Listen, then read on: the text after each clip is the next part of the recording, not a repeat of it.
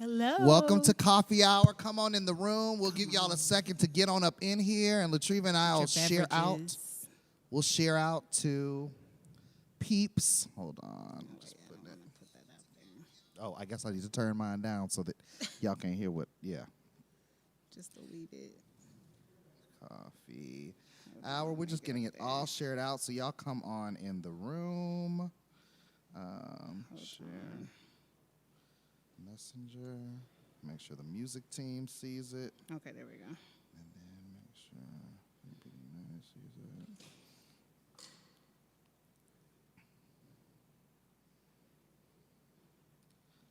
it. Okay. Come on in, everybody. I'm just getting everybody kind of signed in. So I'm so glad today to have one of my favorite people in this whole wide world with me, Latriva. Yes. Hi. Triva the Diva. That's me, boo. As what I have her in my phone as, Triva the Diva. She's joining me for Coffee Hour today and just going to help us talk about, what we experienced and just all good things. Latriva has such a great insight on life, so it's just going to be good to jump into Thank you for that. conversations with her. If y'all heard her pray today, you'll know she's a prayer warrior. Funny story, one of our members, Jan, we're currently praying for Jan. Jan's currently recovering from surgery. For you, Jan. And so Latriva prayed for Jan the other day. And baby, when I tell you Latriva took us back to the Baptist church with wood floors and rocking pews, her wife came behind her, put her hand on her shoulder and rubbed her back. And I said, wait a minute. Is Sister Trusty the usher about to come out from back behind? It was good. It was good. It was really good. So, yeah. Bless the Lord. Bless the Lord. So our conversation today, I guess we can just start with, first I want to just thank everyone that participated in the service. So from the music team to the Holy Spirit Breakout was just such a beautiful number. Absolutely. Thank you, Sam and Danny. Absolutely. And then Mahogany. Wow. That was incredible. Safe in his arms takes me back to my childhood. Absolutely. And it felt like a tribute, like we were at her homegoing, and that was one of the I can't think songs. I couldn't think of the word, and so it just was so appropriate following our conversation or the message about Cicely Tyson. It just felt like sending her, letting her know, like, we know you're safe. Rest well, sis. Rest well. Yes. Rest well, ancestor. Yes, absolutely. So authenticity. I thought that the word today spoke to that so well, and just her life was so authentic. When I think of Cicely, like, she makes me, she reminds, I feel like she's that, I don't want to say stern auntie, but she's that auntie we all have that was just always so focused and firm. She reminds me of like my Aunt BB. Yes. I acknowledge my Aunt BB in this moment because my Aunt BB, even she's still alive, but she's my Cicely Tyson. Right. Who was your Cicely Tyson? My Aunt Ludale. And so she was scary to me, though. she was the mean auntie. But she was just very serious and very focused, like you said. And I remember one time I was probably about 9, and we had a throwdown over some green peas because I was not doing the peas. No, ma'am. No, I wasn't about to eat them. You don't eat I wasn't eating. No, they're disgusting. And so little things running around in your mouth, it's just too much. So she didn't understand that. And at 9 years old, there was no conversation. But she was the adult. She was the matriarch. My mom was in the hospital. And so that was just kind of the moment where I realized, like, she is the guardian, the protector, the one that keeps order. Yes. The kids are not finna run amok with her. Yes. So that would be my Aunt Ludale. And she went home to be with their ancestors a couple of years ago. Wow. So I definitely, whenever I would see Cicely Tyson, I was like, let me sit down. Yeah, BB, my Aunt BB she was a school teacher, then she was a counselor. So she was someone who it was just always about, like you said, order and having things together and presenting right. She made sure church was always, she was a church secretary too, so people were always right. Yes. She also had attitude. I believe it.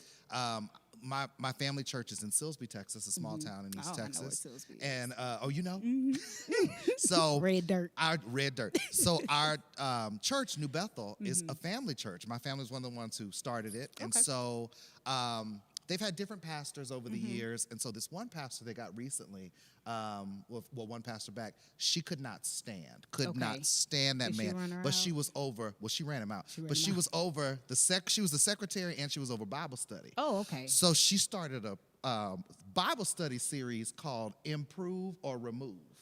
Oh. And so she printed, now keep in mind, BB still has a dot matrix printer. So she printed a dot matrix banner on the back of the church so that when he got up to preach, he saw that banner that said Improve or Remove. Wow. And that was prophetic. It was prophetic. It That was prophetic. prophetic. But you know, what I learned from my Aunt BB was, like you said, she was the mean aunt. I was intimidated to be there with her. But as I've gotten older, she's my favorite. Absolutely. Because she taught me like excellence. Absolutely. And she taught me, it makes me want to cry. She taught me what family means and what pride in being a Smith means and how we present, and that programs and things have to be, and that when we do things for God, we do it excellently. Excellence. There's nothing that you can't move from being excellent.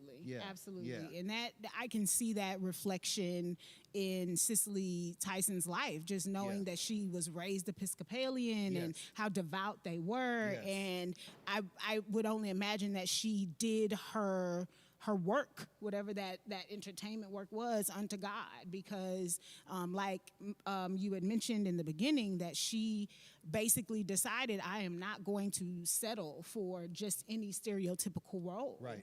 And so that's something that speaks to, I know that I'm greater, I know that I'm better, I know that I'm more, I know that I can offer more. God has me here to offer more. And so I just can definitely see that manifestation and that her living that out. Yeah. And it's like what Leslie said, really living in lack. I just think of that as a choice. Yes. Because like in the 70s, when blaxploitation films were like the thing, she was clear that she didn't want to be in a part of that at all. But that was a choice on income and lack. Because when you look at the 70s, what was it? It was Sounder, Jane Pittman, and Roots. That's three pieces. Right. And I'm sure in some stage work. Yes. But I mean, she really limited herself by not being a part of that blaxploitation. Right. And I mean, that's admirable to like be like, I'm gonna, and I guess it's like artists. Like you're an artist too. I guess we all suffer for our art. But I respect that. And that she didn't, she just had the faith. There was no like,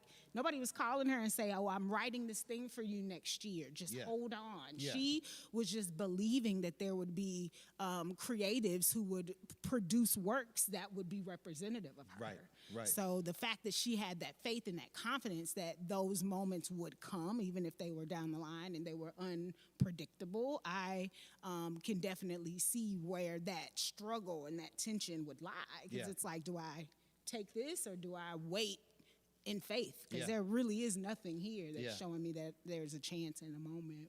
What is your Cicely Tyson movie role that's like that it sticks in your head? What's the point? It's probably Miss Jane Pittman, because I think I was old enough to understand it.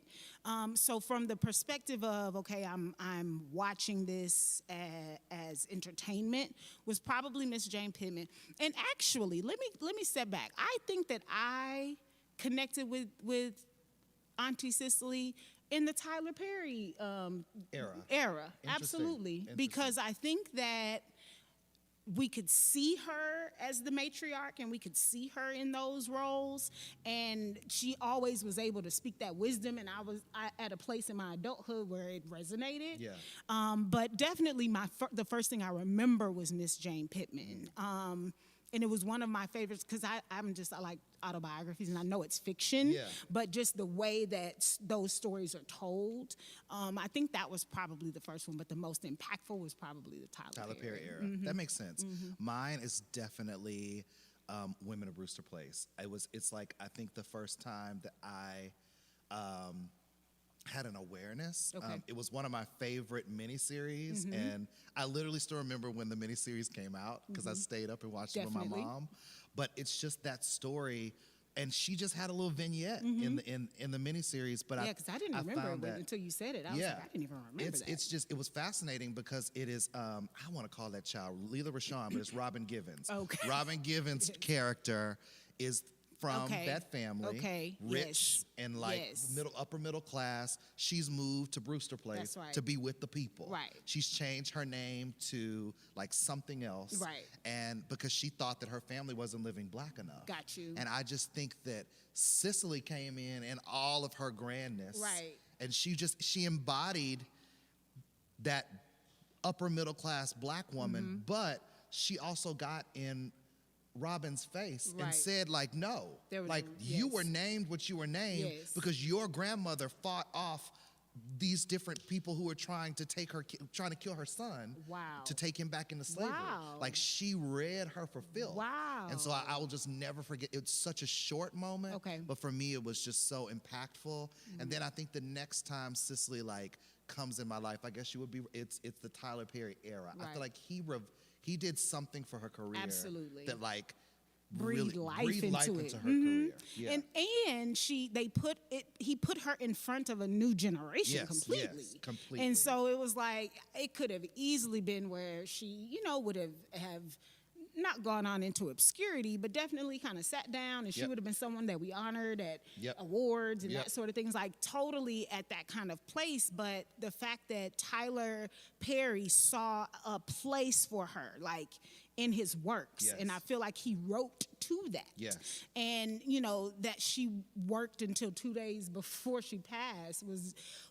And I want to say 2020 was probably her last role. I want to say that was probably the last acting piece. So that life, that legacy, I don't know what we're gonna do without it. And it felt so personal. It felt very personal. It felt so personal. Like I remember my wife, we were eating dinner, and it was the end of the day. And she was like, "Did you know that Cicely Tyson passed?" And I literally gasped, like could not gather myself because I was just like, I missed this all day. Like, how did, and I'm interested to see who is going, because I know I was inspired in a new way.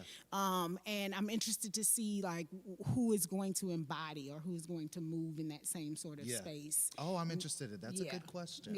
You know who's really inspired by her is Viola Davis. I wonder, will Viola Davis take that mantle? I could see that for her. I could see I that. loved them being mother-daughter on How to Get Away with Murder.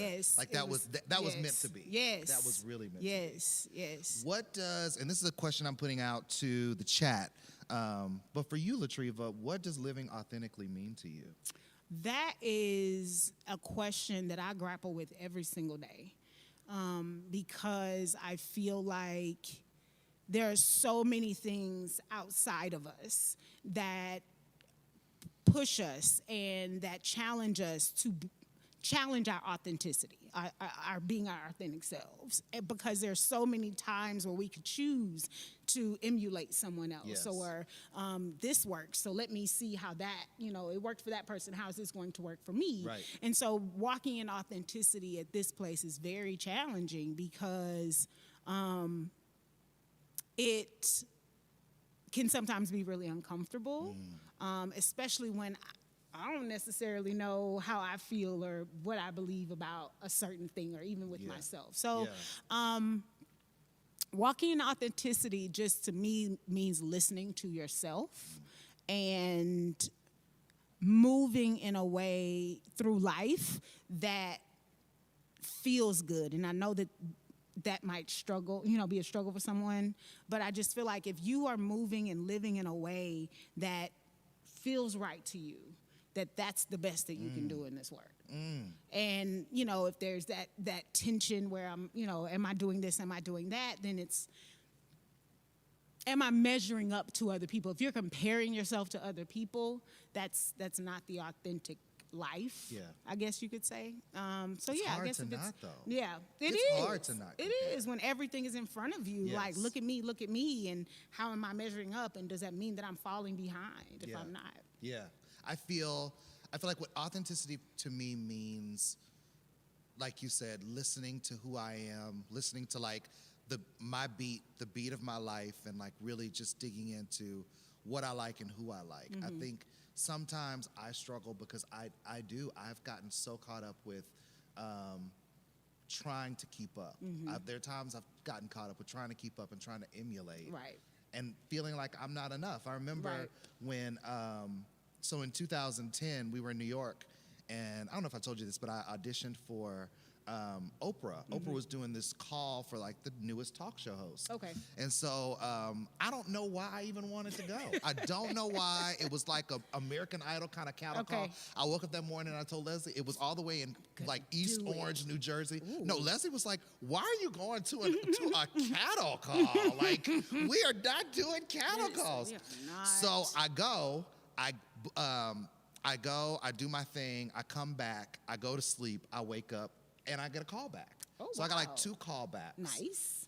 But in the midst of my callback, I remember, and they told me in the end I made like the top 50 before they were going to people giving their own show. Okay. But where I got caught up in my mind is in my analysis paralysis of who I am. Because I feel like when I'm looking at myself authentically, I feel like I have a certain style and a certain way of moving, and I was comparing myself with other black gay men. Okay. And I'm just like, do I need to camp it up? Do I need to be this? Do I need to be that? And that is, to me, what derailed. That is so real. Who I am. Like that opportunity. That opportunity. Yes. And that is so real. So I've been talking about this podcast. Yes. And so I did my first recording this week. For no one to hear. Does Shelly got to hear it? No. It was like 3:00 in the morning when I recorded this. She was out. So no one has heard this. And so for me, the first one was dealing with the imposter syndrome. And so it just clicked. I'm like, authenticity, imposter syndrome, boom, here we go. But for me, it has felt like I have not known who I am, and so being authentic has been very hard because I felt like I've always had to perform or have some sort of mask in order for me to be received well. And so it's like, how am I going to present when I walk in this space, or am I going to sit back and just kind of wait and want to be invisible? And so I feel like God is really calling me forward in a lot of ways right now, and it's really testing me. And so Leslie made a point that inspiration and inspiration is, what did he say? No, you pull it up. Inspiration works and runs on authenticity. Authenticity is who we are, and it reflects how we have been shaped. And it was like, okay, he said, if you are inspired by something that is not authentically you, that you are moving in a fraudulent way. And so I was just like, okay, that was one of my words. It's like, I feel like I'm being a fraud all the time with this whole imposter syndrome. So trying to be authentic in this podcasting space, I know that's the only way that people are going to connect and engage. Yep. And it's like, the times when I get the most comments or whatever from people are the times when I am talking about my hurt, my pain, and I'm like, do I have to talk about that? Like, is that my authentic place, or do I have to stay in this place where I'm constantly talking about woundedness for people to connect? And so I'm trying to understand what Leslie was meaning when he was talking about the authenticity being the result or connected to inspiration. And so I'm stuck right now on the podcast piece because I'm like, okay, so where do I go? Because I don't want every story to be about hurt or woundedness. I don't know if that makes sense. That makes total sense. And because it's like, I feel like my authentic self I can relate to in the pain, but the authentic part that's talking about moving forward is hard to access, I guess you could say. But I think, do you think that like the pieces that you're talking about, because I feel like first off, let me tell you this. It is so interesting that you're saying this, because you are one of the most authentic people I know. Thank you for If that not because the most, like you are. I do not see that at all. You are one of the strongest women. Thank you. That to me is just rooted in your womanness and your blackness and your queerness, like all of that. Like you walk in a room and present all that, and you live in all of those spaces. Like I gotta say that I'm almost like surprised because you are a walking like. You're a walking conversation for me about with all those things. Yeah, you are so strong. Like I would say to myself, especially with the work you're doing with your radio show and things like that, I have said to myself, I want to be as bold as you. Well, thank you. Because I think that you are bold. Thank you. So it's interesting to hear that that's some of where you struggle. Yeah, absolutely. Because I would have never thought that. And it's hard because I'm like, okay, how, especially being a lot of my things are rooted in like my weight and my fatness. And so that was kind of where I thought I was going to start this conversation. But a lot of times I feel like I am pushing myself, and maybe that's not a bad thing, to just be in the space. You know, and it is difficult being authentic, and I never would have thought that that's, and people would say that all the time. I thought you were so confident, or you know, when you came or when you presented, and I'm like, I am constantly like, you know, just be courageous. Like I'm constantly pushing myself there, but it doesn't feel like that's where I rest. So is that being inauthentic? Because that's what other people see and that's not how I feel?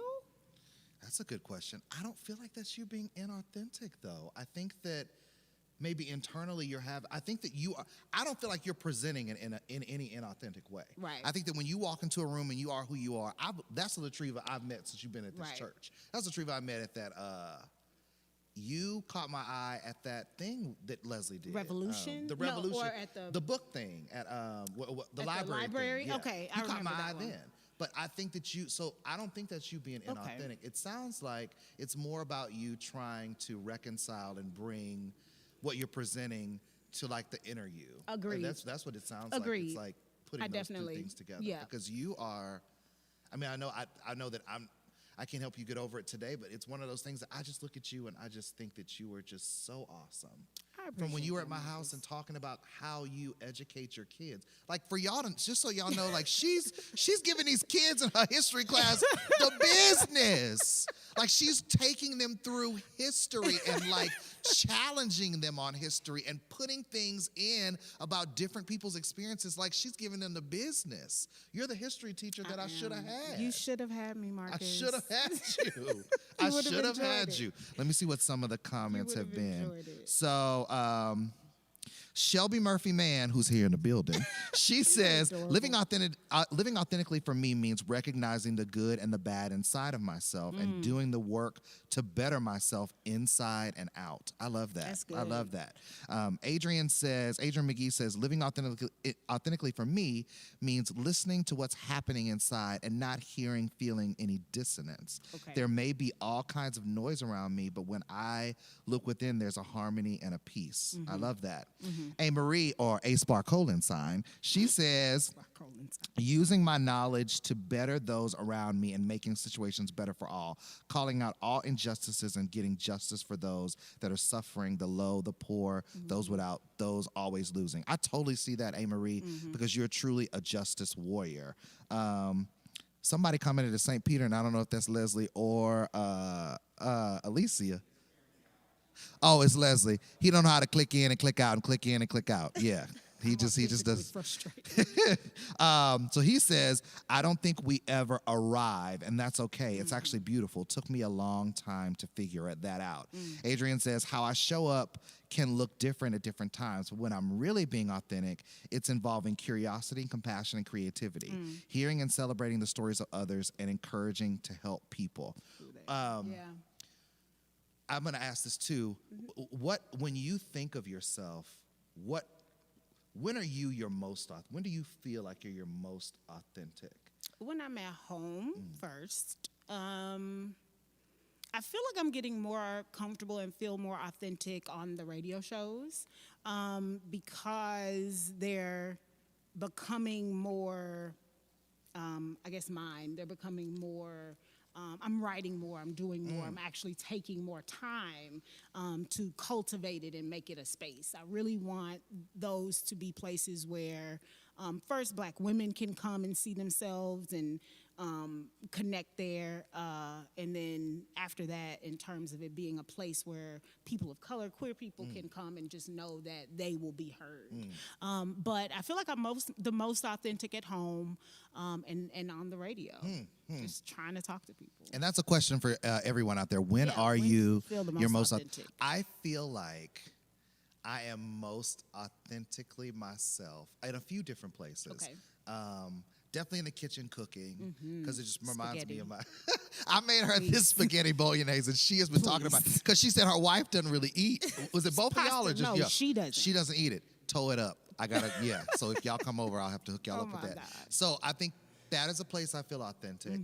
I feel very authentic in the middle of the day when Leslie's not home and I am downtime at work and I am drawn to pick up my microphone, turn on Tina Yes. Turner, and do Proud Mary. Yes, in the middle of the day. That's Marcus. That's good. That is Marcus. That's when good. Marcus is like truly connected. And you know, another place that I feel connected that's interesting because to me when I'm doing Tina at home, because I'll do Tina, then I'll dance too and do like some work with that.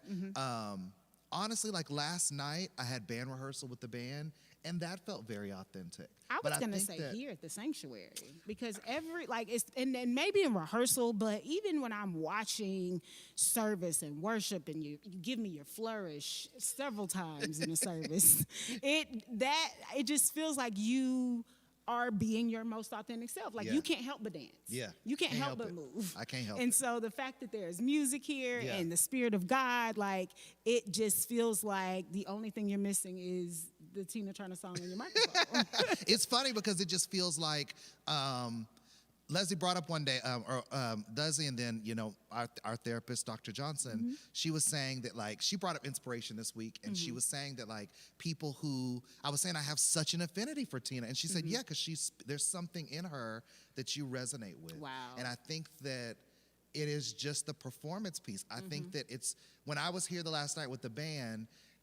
After watching her for so long, I guess I know how to tell the band what I want because I've watched how Tina coaches her band and how so it just I feel like it calls to that. And she just her life, I think, and how she performs fearlessly is something that I've always just identified Connected with. So I Do think you that feel like that is something you embody and embrace when you're performing or serving? Like, do you feel like that's something that inspires you in order to do what you do when it's time for you to be up? I think so. Yes. I think that it's like, I think there's this zone I go into where I just kind of feel like I'm able to give energy. Okay. I don't know how else to put it, Just but I'm turn able it to on. turn it on. I'm able to turn on energy. And that's another thing about being authentic and really owning who you are. Like growing up in Beaumont, even around other kids, I feel like in the Black experience, especially in the 80s, our 80s kids, we were like, they were Patti LaBelle, Whitney Yes, Houston, Gladys yes, Knight. So to be the yes. Black kid liking Tina, I was always kind of off Yes. because She was older, right? she was in their era, but at that point she had transitioned to rock and roll. Got it. And then it was before What's Love Got to Do with It because I feel like What's Love Got to Do with It, the music has given her black Yes, her cred. black card. Yes, Like, because people yes, watch that and that yes. is just their thing. Agreed. Now, Kathy up in here has never seen the movie, so I told her all? that her black card is on It's her on black hold. it's on pending. It is How have you not pending. seen this? And then she gonna tell me, well, I've seen she walked in this morning going Wakanda forever. That doesn't save you. That doesn't save did you. not see it. That What's Love doesn't got to do save with you. it? I don't know how she's never seen it. She then admitted she hadn't seen, she thought she got Poetic Justice and Jason Lyric mixed up. Come on, It's too Kathy. much. It's too Kathy. much. And she's an AKA, Shelly. Oh, Shelly, this is your Get her soror. together. You got to get her together. we need to send her. Yes, a black care package. Yes, a black. I want care to send her a black All movie the care movies? package. Yes, Can let's we do that? I Let's think do that it. is. Let's I do think it, that's Marcus. a product. On it. Yes, That black is movie care package. Subscription box. I just think that's a good Marcus, idea. let's do it. Actually, it I'm just not may be. even I don't playing. think I'm playing either. I'm not even like there's playing. stuff people need to know. Absolutely. Can I admit? I think you may take my black card away for this. I have Okay, never go. seen Love Jones or Love and Basketball. Oh yeah, you're fired. Like, I think yours is getting cut up. Love and Basketball and Love Jones. Love Jones for real. I haven't seen them. So you and Kathy are getting your subscription box. But the I've same seen day. everything else. That doesn't count. I can quote Blackula. You win. Because I have never seen I've that. seen Blackula. Yes. And if you can quote it. Yes, it used to be one of my favorite I can do movies. Vampire in Brooklyn. I love Vampire in That's a Brooklyn. good That is like a That was a good good movie. Let me see if we have any more. Let's Kathy, see. we need your address. Leslie says, travel's always awesome. Marie says, I'm most authentic when I'm faced with challenges. I sometimes hate being a fixer. LOL, I just need to sit down sometimes. No, but Marie, you are a natural fixer. Right. Shelby Murphy Mann says, I'm most authentic when driving. Blaring my music, so lead real. foot, and maybe my wife next to me. Sometimes no music, just deep conversation. I love that. Yes. Tahari says, I feel most authentic in deep conversations when alone, in silence, and when singing in my car, shower with family. Leslie says, I feel most authentic when I'm preaching. It's my happy place. When I'm fully authentic in that moment, I actually dissolve into something greater than myself. I can't explain it. It just feels good. Leslie said those AKAs taking up for each other. So they're already on here taking up for each other. And I guess the final question is that we can talk about is what inspires you? What are your inspirations? I think, honestly, what is inspiring me right now is what am I going to do with the next 46 years? Because I'll be 46 in 13 days. No, you won't. I Get will. out of my face. I will. And I really feel like this is an opportunity to kind of pivot and really begin to live authentically and do the things that I want to do. And I think the thing that inspires me is love. Feeling the love from this place, feeling the love from the people that God has brought into my life in the last year has really pushed me to take on some challenges and to take some steps that I've been hesitant to take because I did not feel worthy. And I think love, yeah. Since I've met my wife, there have just been a lot of things that were once issues that are no more. Wow. Yeah. Wow. I'm inspired by creation. I think like new things and creation are something that inspire me. Goes without saying, Tina Turner is clearly my inspiration with all things. I'm also inspired by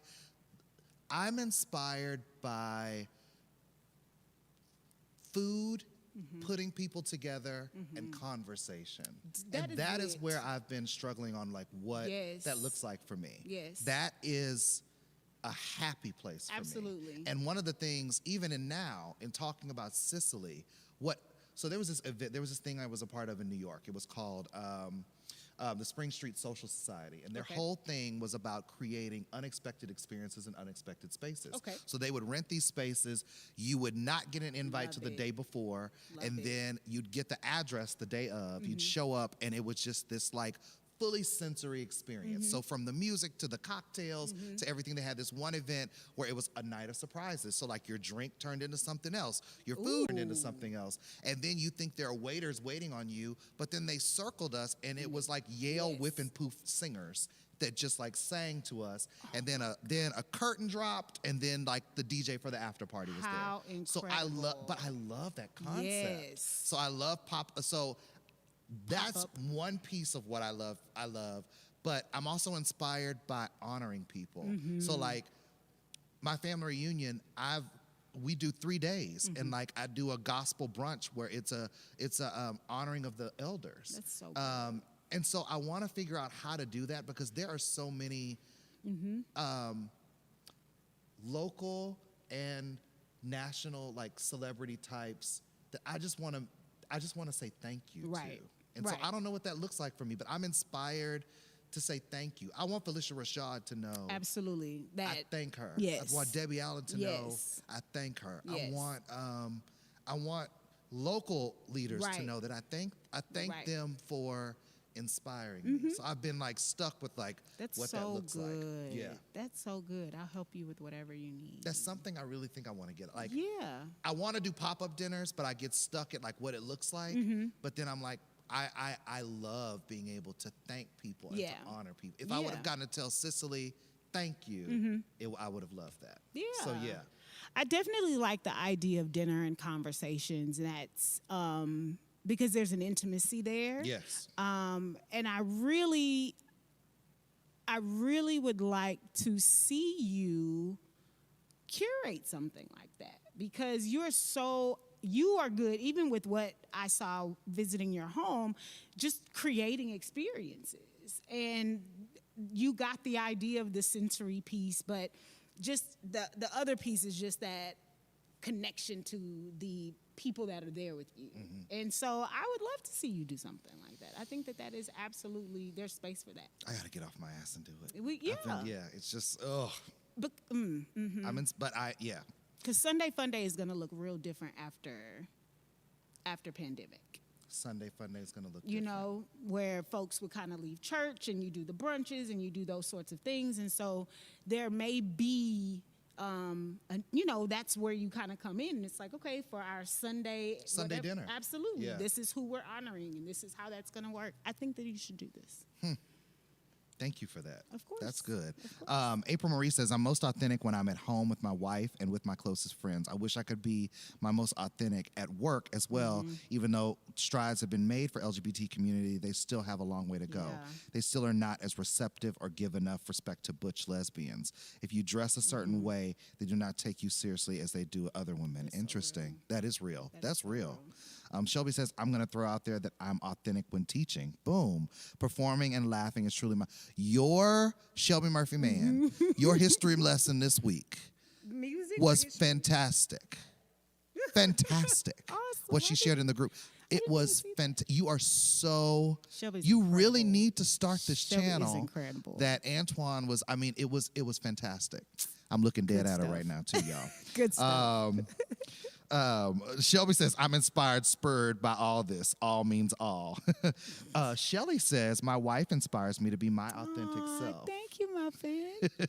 Leslie says, food, conversation, and cocktails inspired Marcus Carter. Absolutely. I love it. Cocktails by Carter. Cocktails by Carter. Ooh, come on. You better. Are you just a branding machine? I'm trying, man. Come on. Yes. Okay. April says, strong women who care and help humanity inspire me. A. Marie says, I love bringing people over to cook for them, play dominoes, spades, have a drink, Let's karaoke. go, A-Marie. I love that. That's Shelby said she'd happily volunteer for my pop-up. And Alan says, my first impression of him when we all met back when was, talking about me. He means my first impression of him was we all met. All good. Thank you, Alan. I appreciate that. And then Tahari says, we got to get a spades game going. Well, Treva's saying she could. Oh, and Kathy plays. Oh, so I Kathy can take you Kathy down plays. on spades. Kathy plays spades. Kathy? So, spades is the blackest game. So you didn't watch. So you didn't What's watch. Love got to do with it? You didn't. What else you didn't watch? Poetic Justice. Poetic Justice. She didn't watch But Jason's you can play lyric. spades. We supposed to believe that, Kathy? Oh, She says she okay. plays spades. We got to Okay. see this, I'm y'all. gonna send you a picture. Because I of think a it's probably book of more ca- like a hand war. of cards. Yeah. I'm telling you. I think she plays more battle. 1, 2, 3, 4. I declare war. I think that's what she's playing. And she's playing spades. She's playing that new spades. She's playing light skin spades. Light-skin She plays spades. light skin I'm spades. gonna send her a hand, a spread, and Yeah. make her count the books. Yes. That's what I want to know. I'm gonna make her count the books and see if she qualifies. Let's see. That's what I'm gonna do. But I will own I know that puts me on a pending list too. I do not know how to play spades, and neither does your pastor. Your pastor can't play spades. I can't play dominoes because I don't count. I can't play dominoes. 'cause it And his dies. dad tried to Throw me teach him how to play, and his dad be slamming him down and slamming him down. It's a Boston. Yeah. Does he- His dad talks crap. And I think his mom, Lisa, don't you know how to play dominoes? That is entertaining. Oh, She said no. She doesn't know how to play dominoes either. That is entertainment. Well, Yeah. yeah. She can make some greens, though. Can she? Shoo, she can make some greens, Collards baby. or mustards? She can do collards, mustards, and cabbage. She puts that together. Together? And it is amazing. So can I get the address? Just let me know when I can come Right get when a you plate. thought an Italian can't Can just do slay greens. you. Exactly. Baby, slays. Slays.